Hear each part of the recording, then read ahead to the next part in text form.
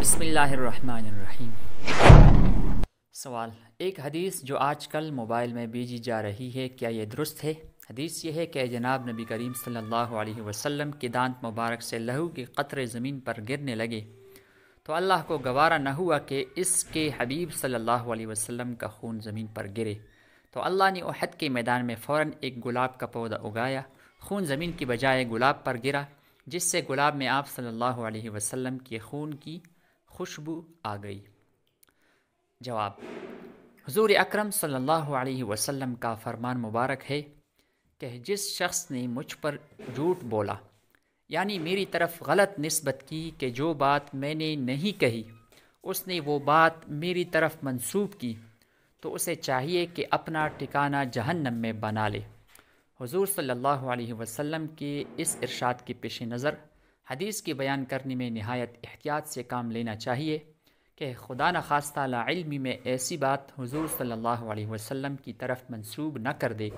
جو حضور صلی اللہ علیہ وسلم نے نہ فرمائی ہو اور اس وعید کے تحت آ جائے۔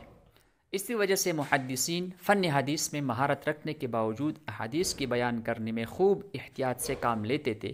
کہ کہیں اس حدیث کی وعید میں نہ آ جائیں، لیکن آج کل موبائل پیغامات میں طرح طرح کی بے سند باتوں کو بہت سے دین سے بیزار عناصر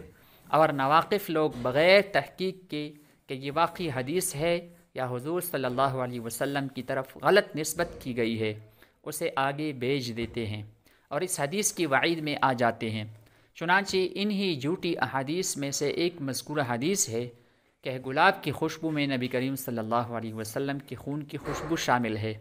مذکورہ بات کسی کتاب میں نہیں، البتہ اس طرح کی ایک اور جھوٹی حدیث موضوعات کی کتب میں ملتی ہے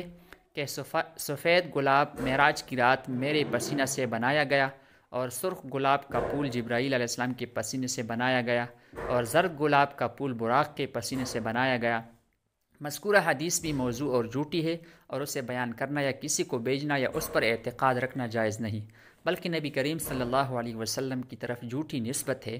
جس کے لیے جہنم کی سزا ہے۔ جن حضرات نے ناواقفیت میں مذکورہ حدیث آگے بھیجی ہے، ان پر لازم ہے کہ وہ توبہ استغفار کرے اور آئندہ احتیاط سے کام لے۔ واللہ تعالی اعلم۔ دارالافتاء جامعہ